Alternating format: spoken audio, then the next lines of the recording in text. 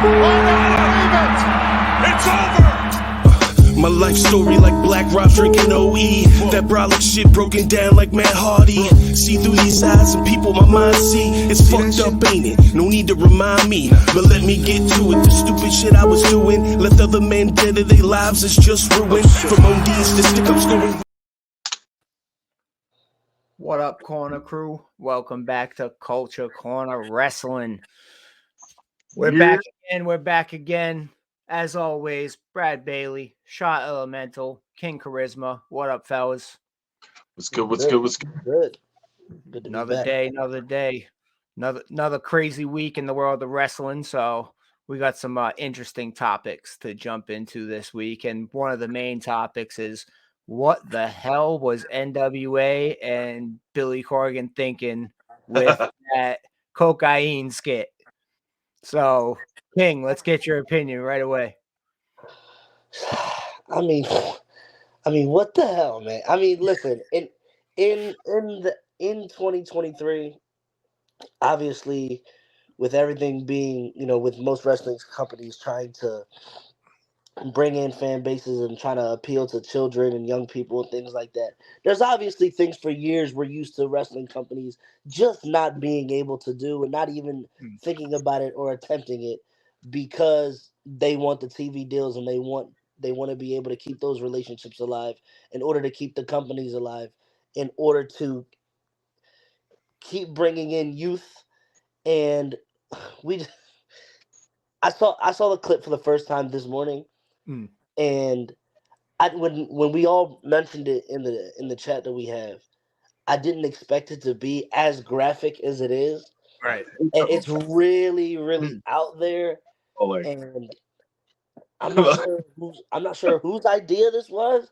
I don't know who thought this would be like funny to play on, or I don't know if they're trying to do this on purpose and lose a deal that they just recently got, I believe.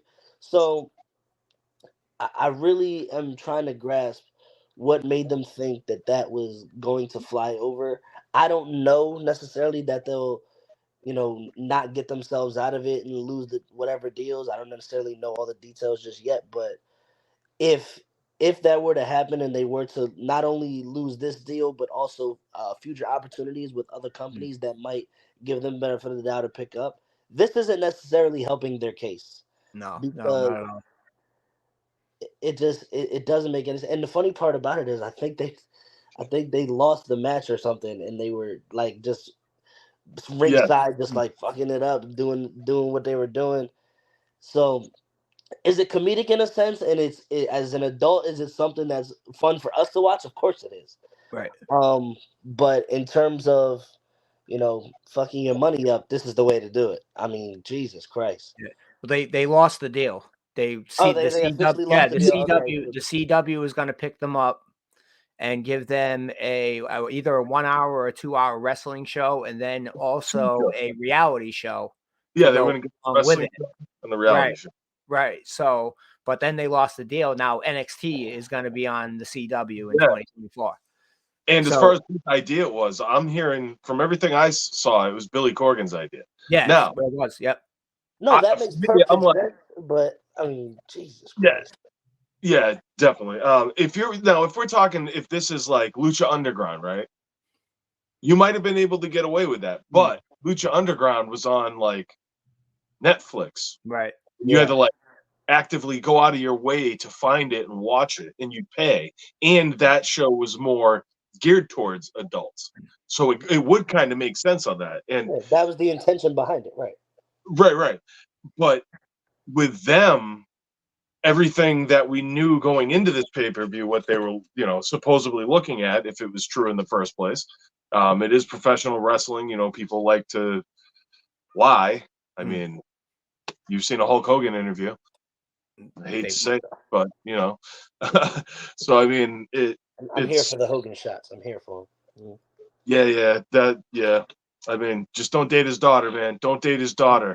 Right. Yeah, I learned my lesson. I'm not dating his daughter. Yeah, they went off the rails, I think, and Billy's gonna just tank the company now. He's told, and they were talking about going back into a territory system with the NWA, which sounded interesting, honestly. Right, and he killed that. That's dead. Like no station is going to pick him up at all. No network is going to pick that up after watching that. Even though it was pay-per-view, and I mean, you could kind of use that argument that, it's pay-per-view, so kids shouldn't be watching what kids pay for, he'll try to work his way into that because he is a musician, you know what I mean? He'll try to hustle it. So, but yeah, it was his idea. He has total creative control, which I think is wild. He needs to hire an actual booker. Him and Tony Khan need to get together and hire themselves some bookers and get the shows right.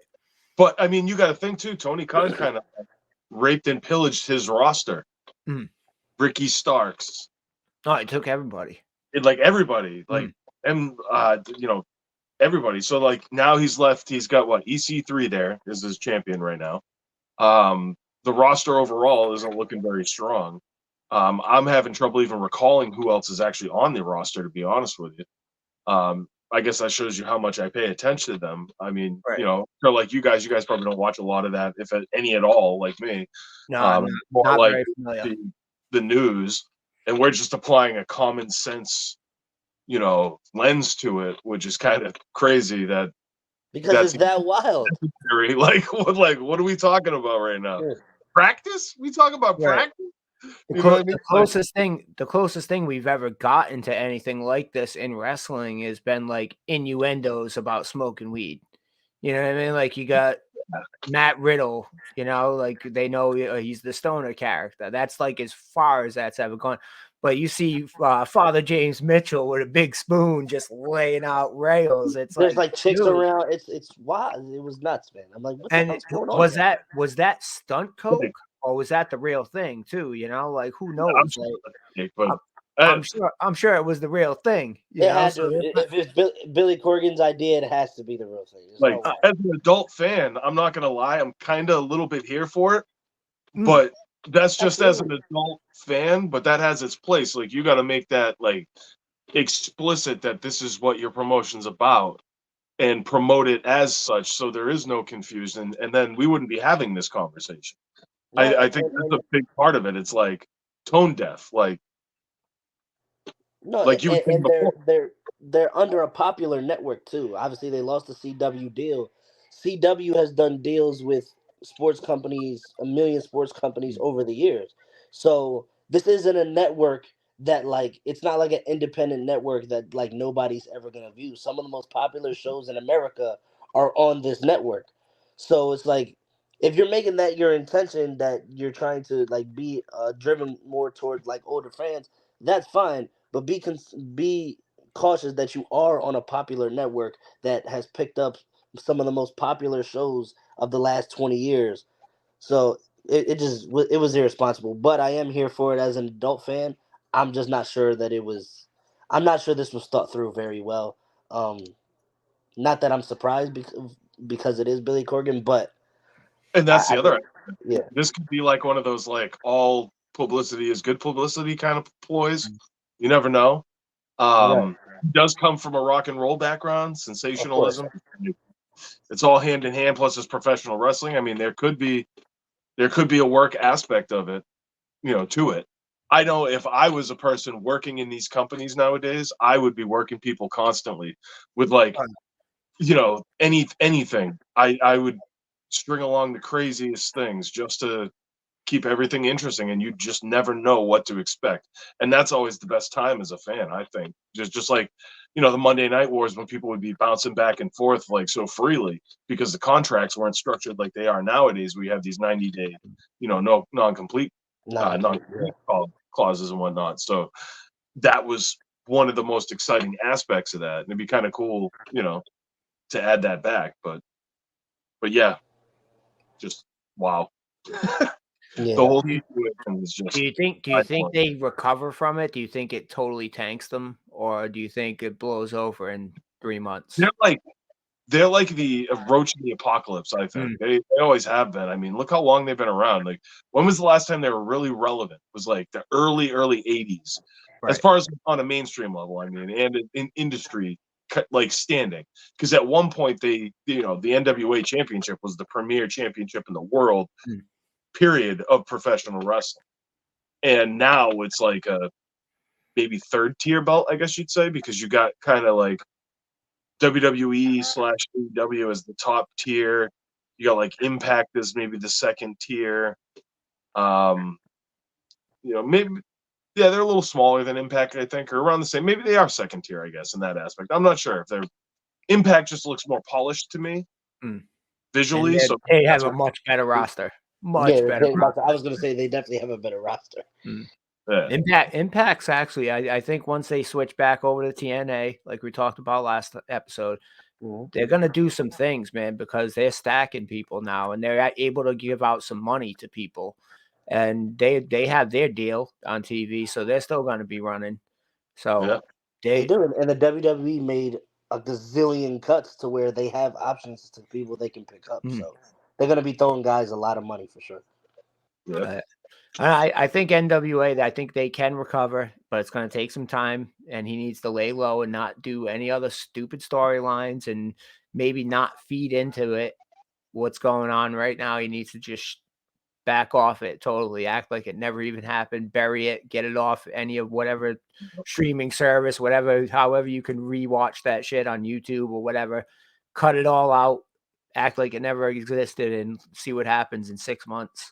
And the territory system, I think that'd be pretty interesting, like you said, because WWE's cutting people left and right. And I'm hearing that AEW might be going through some cuts for the new year because their roster is ridiculously large and they have no time for everybody. So I know they lost they the might Butcher be cutting. and the Blade. Yep. They're gone now. Yep. Which is kind of surprising. I was kind of surprised to see that. And they were underutilized tag team. I actually like them as a tag team. I'm not as sure about her. I think she was cooler as Allie in TNA. But they were a good tag team. And it's crazy to think that dude, the bigger dude out of the two, the Butcher, he was actually in a heavy metal band before he started wrestling. And he's only been wrestling like, I think, 4 or 5 years or something like that. Wow. So he's like super new to it. And before that, he was like a touring musician, like everywhere, which is crazy. But they were definitely underutilized. But yeah, I think you're right. They probably are going to be losing some people. And you've kind of seen it here and there with like El Fuego and, people like that. So yeah, they're dropping off all the people that were on Dark, and then they're going to work their way up to the people that they really don't need. And Bunny, speaking of Bunny, she already started an OnlyFans from what I heard.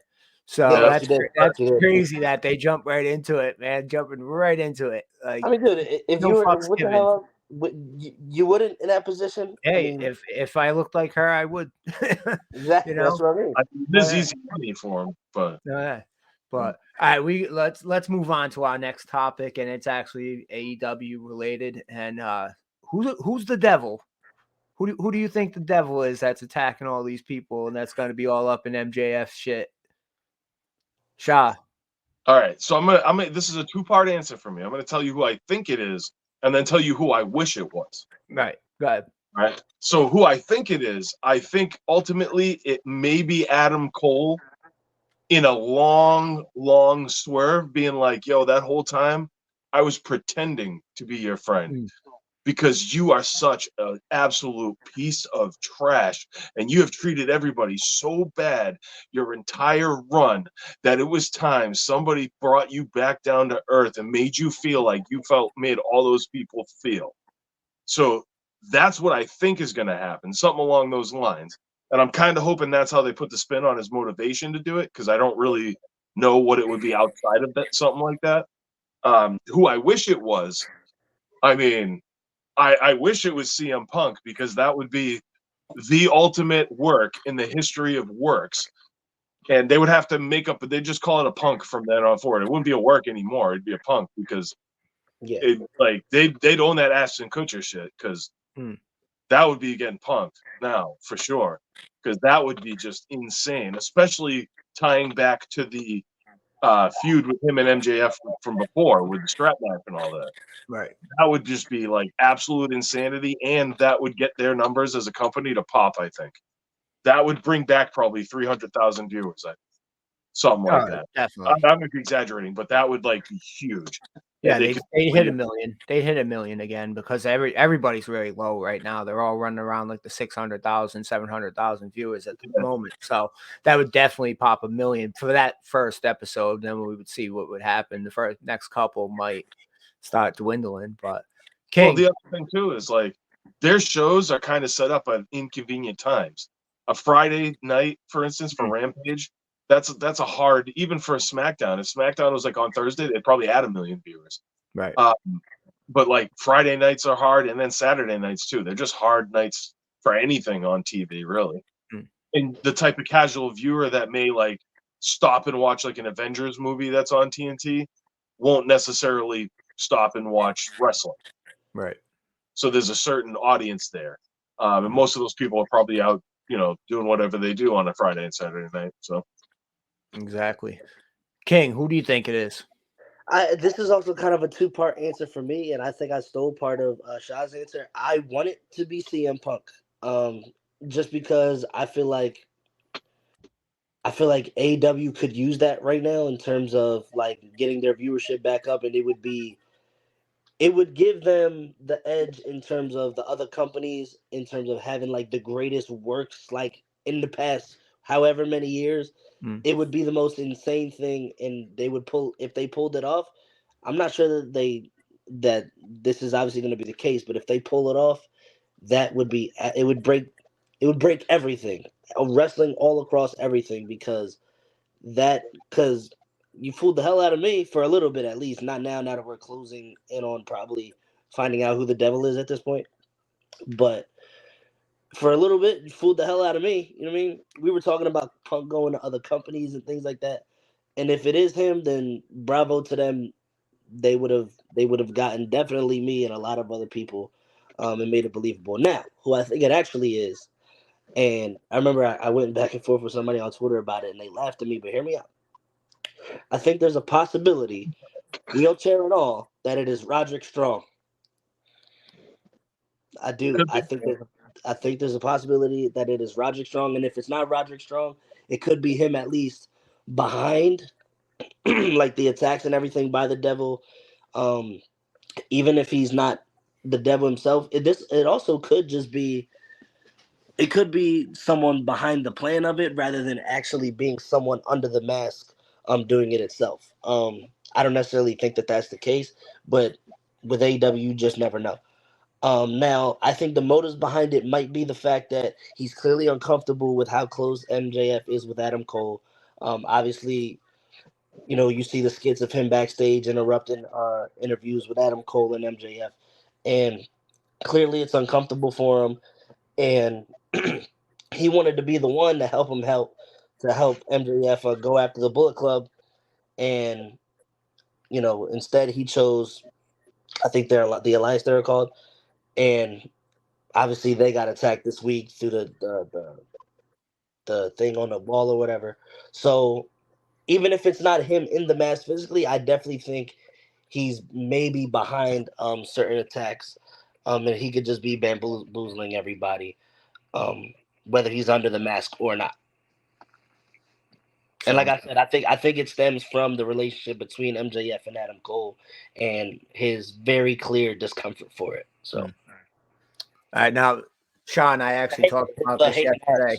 Little wheelchair and his little hating ass. I told Shaw who I thought it was, but then I thought about it more and I expanded on it. Mine's actually a two-parter too, and it's who I think it is and how I would do it instead. I don't want CM Punk involved in it. It would be the greatest work in the history, but it's kind of like now everybody's talking about that, so it's to be expected at this point.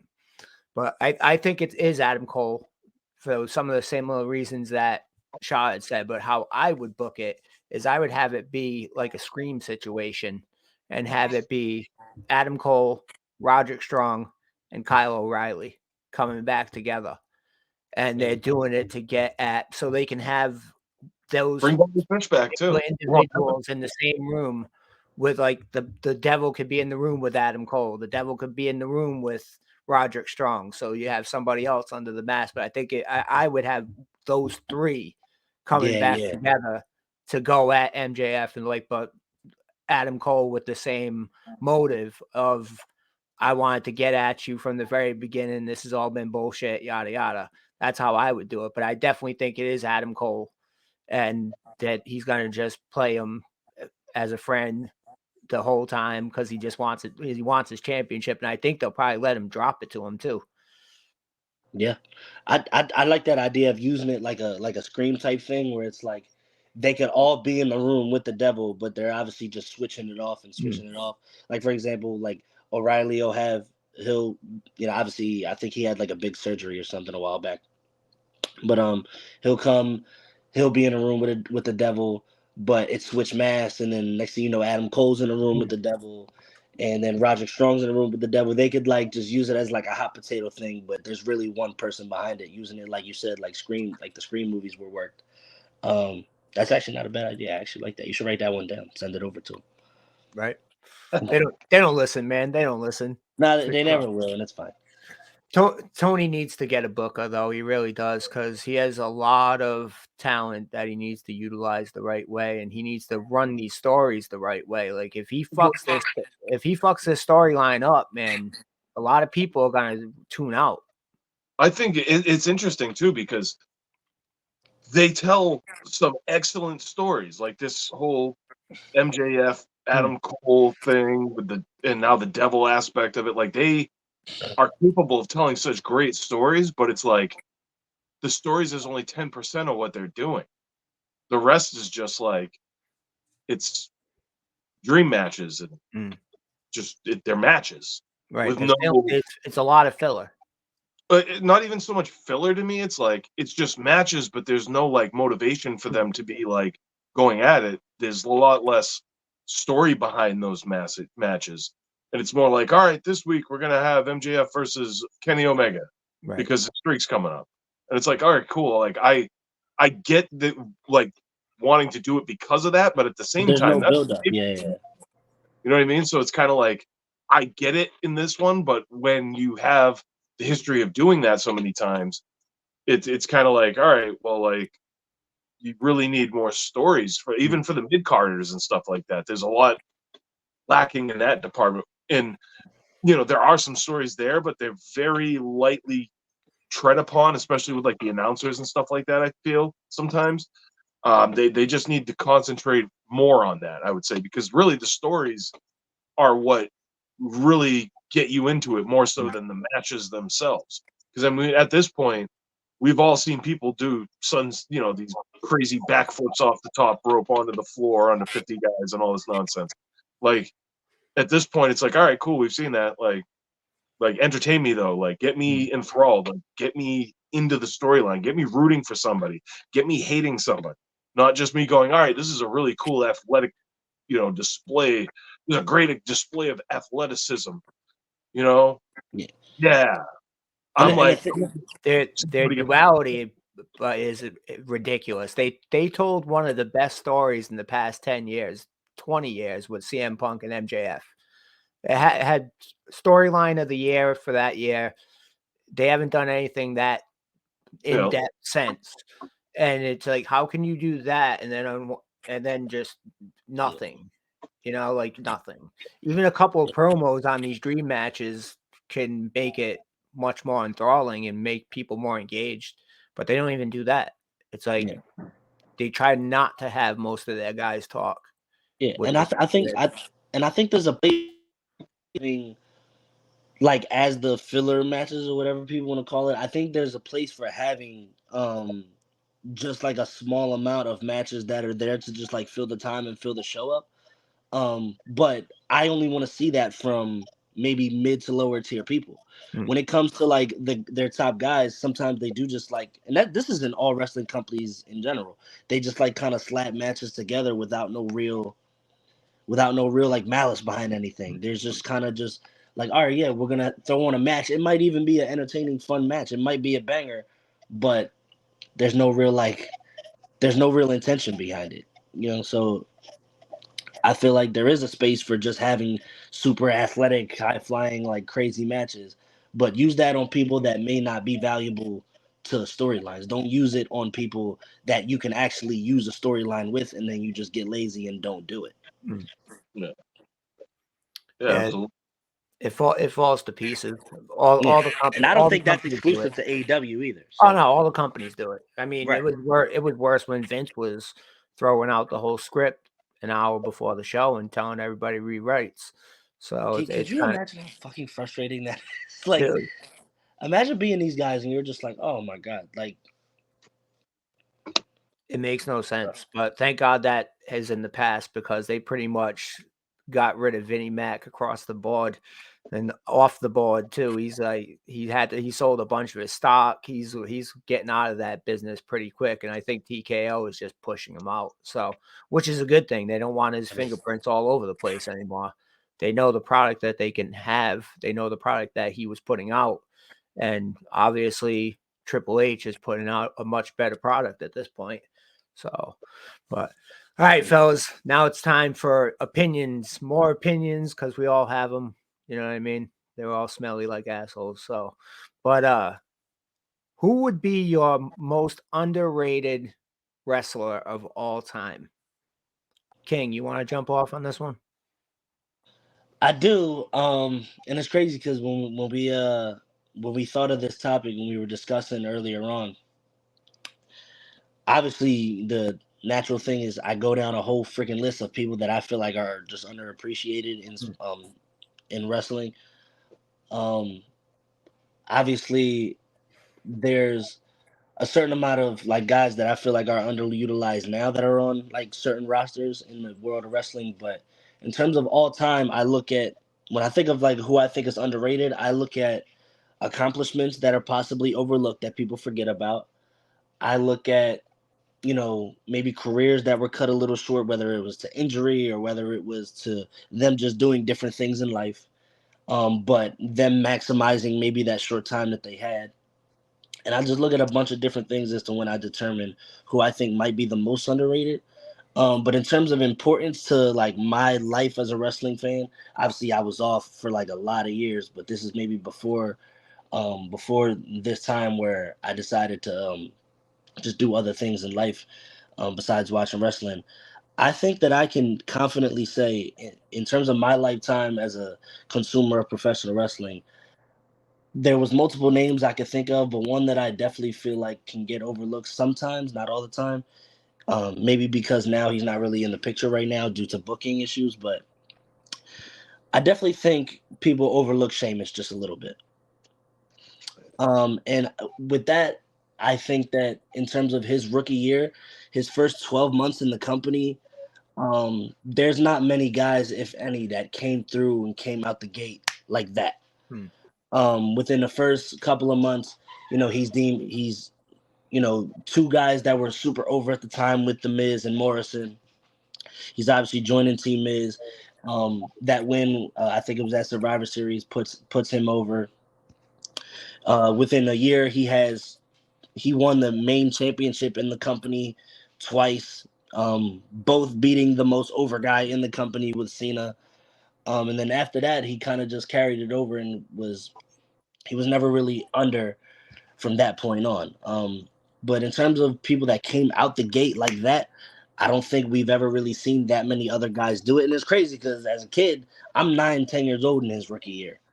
So I hated Sheamus because he was beating all my freaking favorites, and there was a fatal 4-way with him, Cena, Orton, and Edge. And of course, I wanted anybody else but him to win because he was this not very attractive freaking Irish dude with this red hair, and he just like he wasn't the most in shape back then. He kind of had like a dad bod kind of, and all these other guys are like shredded and more appealing.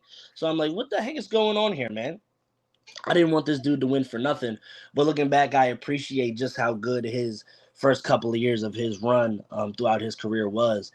Um, I don't necessarily, and not for nothing, in the event that Edge never comes back to the company, he did give a very deserving one of the greatest ever, a Hall of Famer, his final rub in the company. So I definitely think in terms of when you look at the resume and his accomplishments, I definitely think Sheamus can get overlooked sometimes. And this is a long list. I went through a long list of guys that I feel like were probably deserving of being my most underrated. But in my lifetime, I definitely can appreciate looking back now just how Sheamus's run started out from the gate. And I'm not even a big Sheamus fan either. I'm not a fan of Sheamus at all, but in terms of, I think he definitely gets overlooked in terms of how he came out, what he's done with, being over so fast in his rookie year. Because guys like that can come out, they have that fire rookie year and then be nothing after. And they don't run with it, and they might not even have a great career. That's what I fear might happen with LA Knight. I'm kind of scared about it. But I think he definitely held his own in terms of having one of the best rookie years in my generation and then running with it and continuing to have a great career after that. Yeah, Sheamus definitely held it down. He's a solid worker. That's the thing.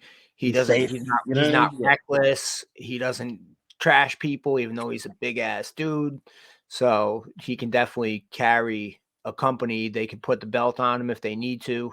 Yeah, in a they've pinch. done it. They've done it. Yeah, he's been transitional champion a couple times. Yeah, so there's been times where they put the belt on him when or they not even put belts on him. They involved him in storylines to the point where they had no other choice, and they were like going real dry in certain aspects, and they were like, he was someone they could rely on, and he was over with the fans, so they were able to do it and be successful in it. And he can play every role. He can play the foreign heel, he can play the monster, he can play the good guy, he could play the buddy at the bar, so yeah, good pick. Shah, who you got? All right, so mine's kind of like a two-part answer, and yeah, same thing. There you go. Pick. Another two-part answer.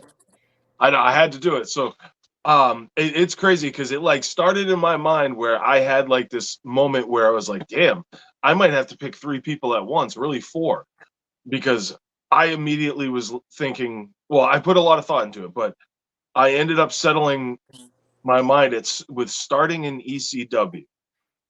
So immediately I was like, I might have to call the Triple Threat in totality one of the most underrated of all time, because I was thinking about it like, wow, like all 3 of them, and maybe even Francine, the 4th technical member, but the manager, were very underrated. Like you got Bam Bam Bigelow, the guy that Vince McMahon trusted to wrestle Lawrence Taylor, who's a football player, mind you, not a wrestler, in WrestleMania, and make him look good, which he did. Main event. He made him look excellent. That's an excellent match. Like, right, yeah, and it's crazy to think like, yo, that's LT too. That's not like Shawn Michaels or something. And Bam Bam did that.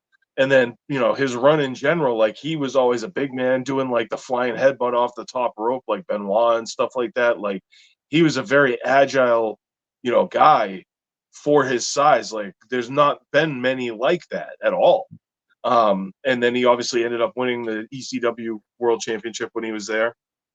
And then you had Chris Candido, who technical wrestling wise, like there's not many you can put with him.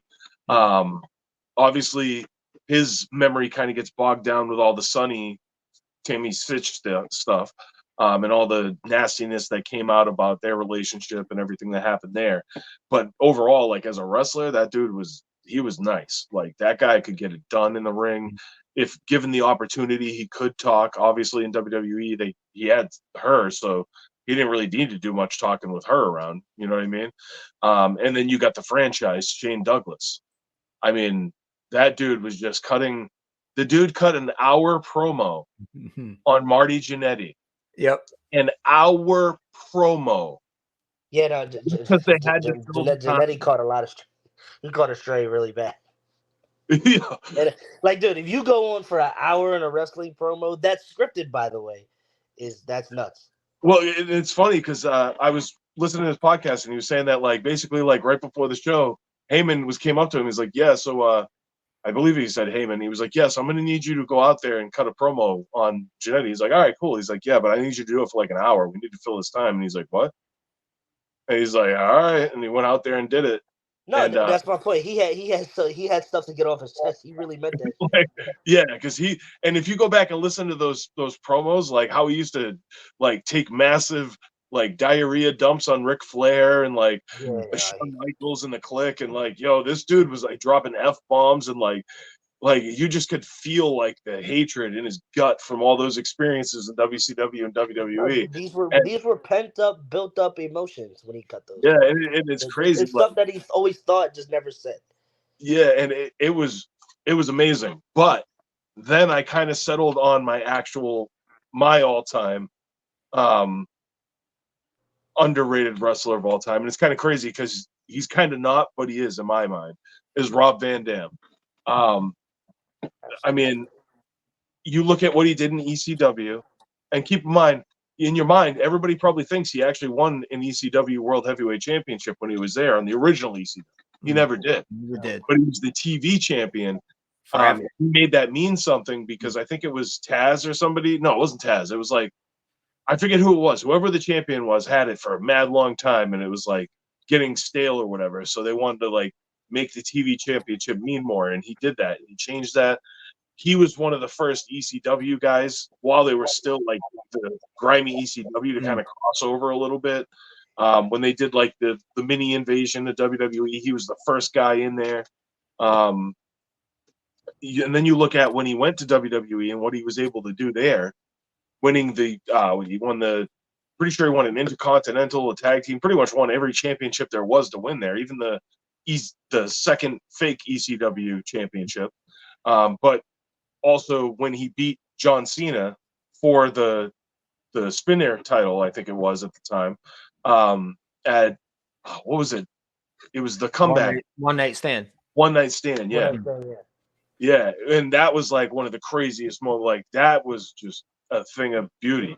And then you just look at like, you imagine too, like what could have been even more if he didn't get pulled over with that little bit of weed or whatever he had that time when he was champion and they had to take the title away.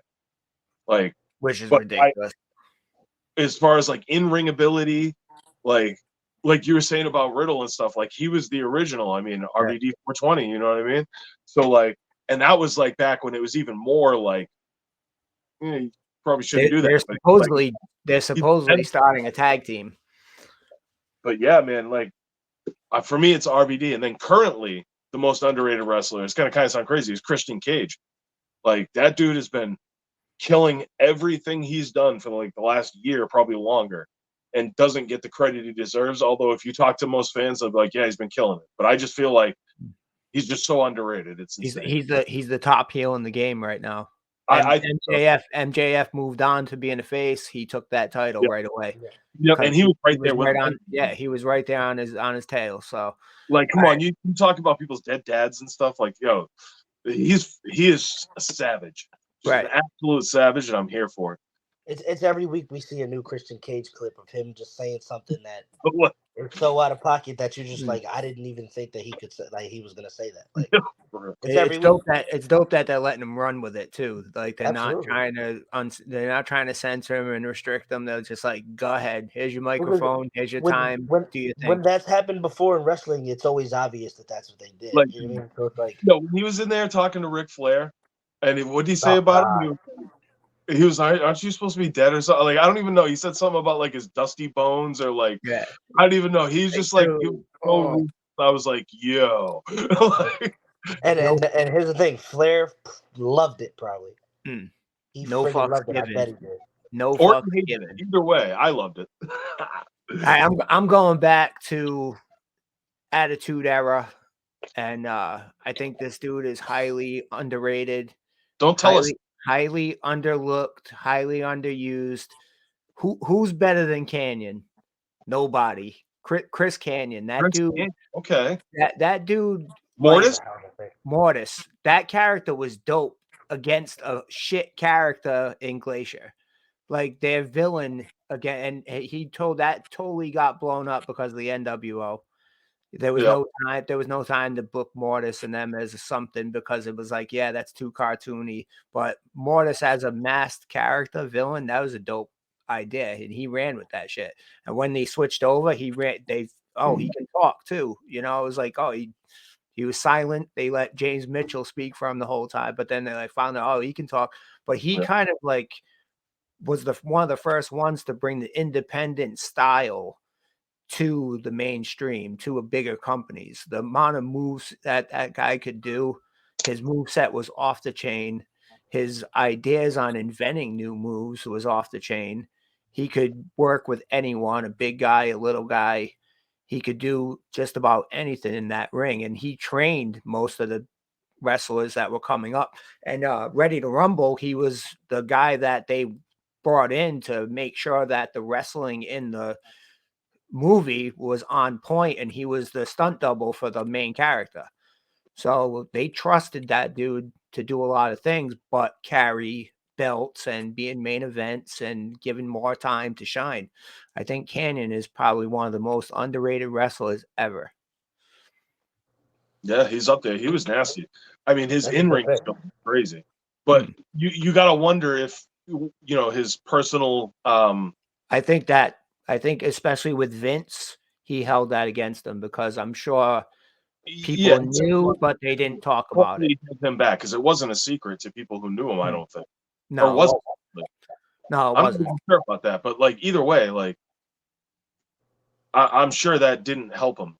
I'll Hmm. say. I'm glad it's different Not now. with Vince. People like Anthony Bowens and stuff like that can just be themselves, and it's funny too because most like if you expect like the Vince McMahon treatment for him to be like, oh, that's what you are. All right, we're gonna play that up. You're gonna be like extra, and Well, like I kinda like they how did. like Anthony Bowens are just able to be themselves. Like he doesn't have to act all like extra and stuff. He just acts like a normal person, like he is. You know what I mean? Like If I think that's helping change people's perceptions of what like certain people act like when you. It's not all the Adrian Adonis hmm. like aspect and stuff like that, which is cool because like if you know these people in the real world, they're not like that like most of the time. Like so, Right. But they did, Vince did screw him over bad with that segment with The Undertaker, having him come out of the box dressed as Boy George from Culture Club, and then just getting annihilated by The Undertaker. They destroyed him. They destroyed his whole character and everything. And I think that's why that Vince saying, I'm going to bury him Baron because Corbin. of his personal life. What happened? I said he does that to him, but we still got Baron Corbin on our screens. Oh, gee, and he's a main eventer in NXT. It's ridiculous. But yeah, And I say that Canyon joking. I kind of don't was solid. certain situations. Like I think he's perfect to be in NXT now with everything, all the experience he has now to kind of go help people and really help them come up. But as far as seeing him like every week on my TV, I'd rather not. But he's one of those workers that are safe, that Yeah. can help get people over, that can go every single night if he has to because he works a safer style.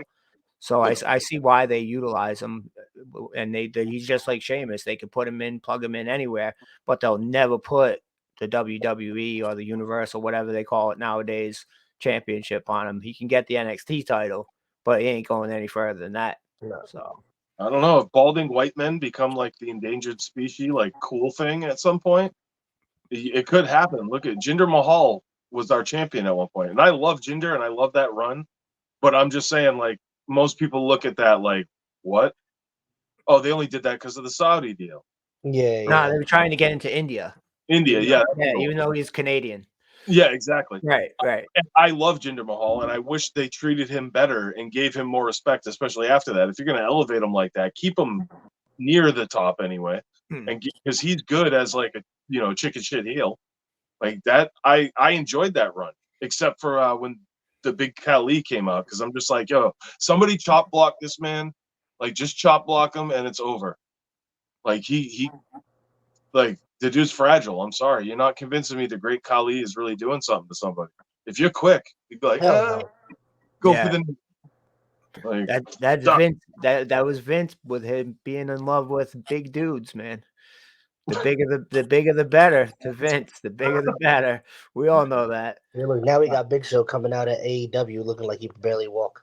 bro. Yo, that's crazy. His knee looked like more bent than the drunken Terrible. like Jackie Chan before that fight. Yeah, like It yo, Yeah, actually looked bad. Like I felt bad because I'm just like, what? I yeah, don't know if it's Paul White being like stubborn. Like I feel like I I can think that's still what it is. go, or they threw him a ton of bread and he's just like, I can't turn it down.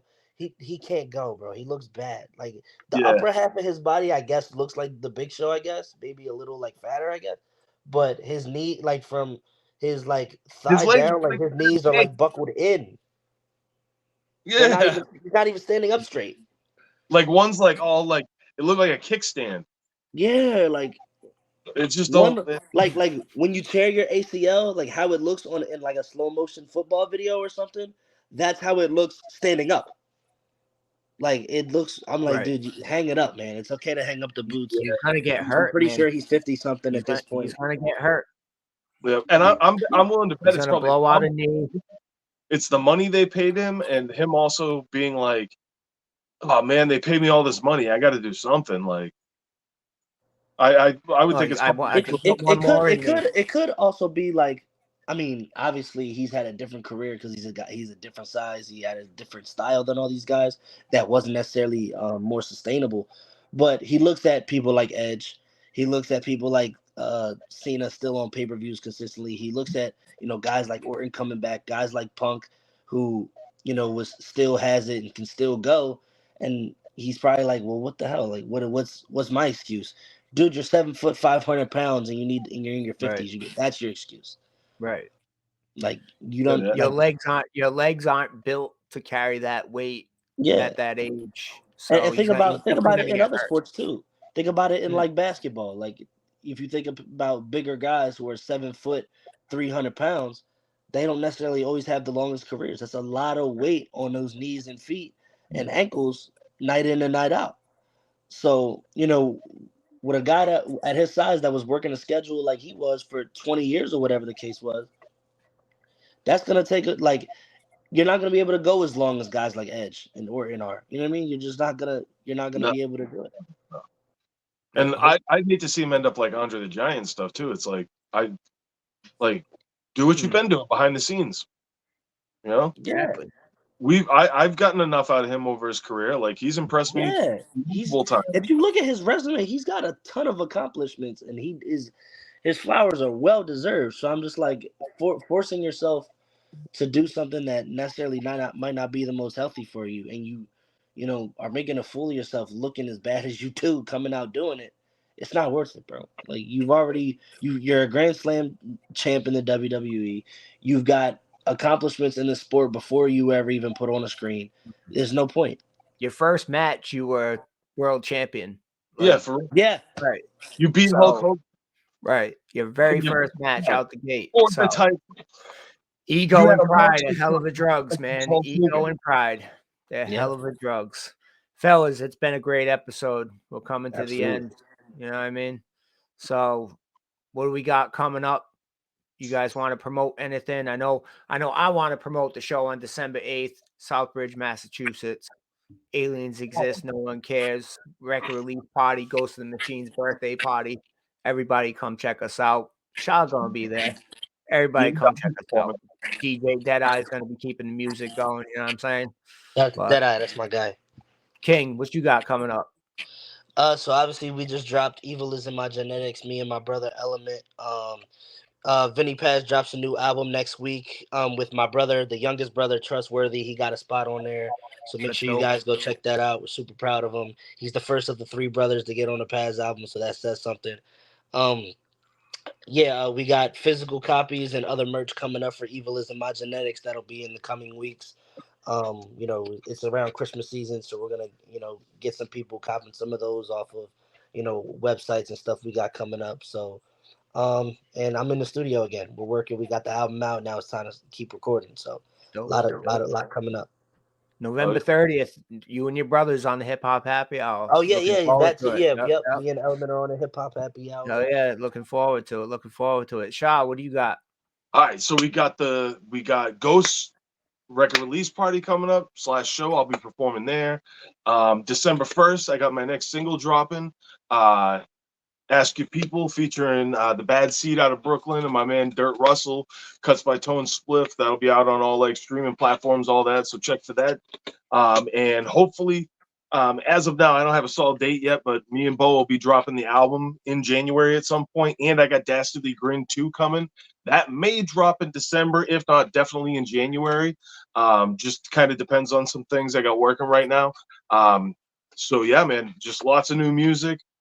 New year, There's already some things in the works, music-wise, that I can't really talk about yet or won't talk about yet, but definitely some dope stuff coming.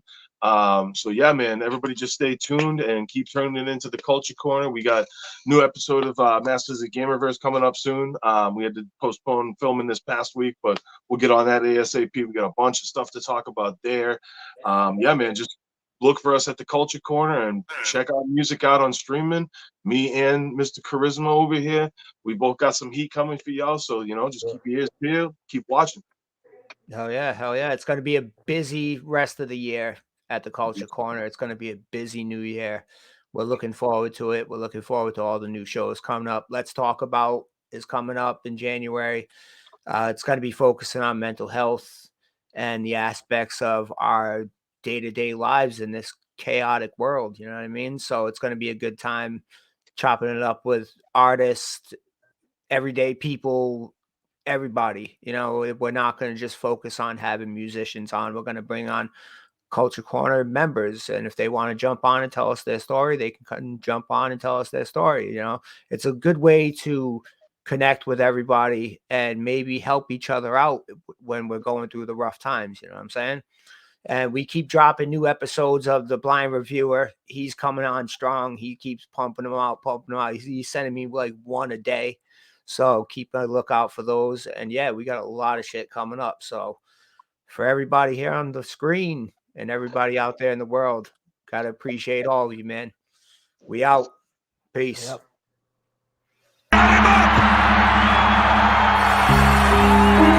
He's going for the gorilla press. He did it. I don't believe it. It's over. My life story like Black Rob drinking OE. That brolic shit broken down like Matt Hardy. See through these eyes and people my mind see. It's fucked up, ain't it? No need to remind me, but let me get to it. The stupid shit I was doing left other men dead of their lives. It's just ruined. From OD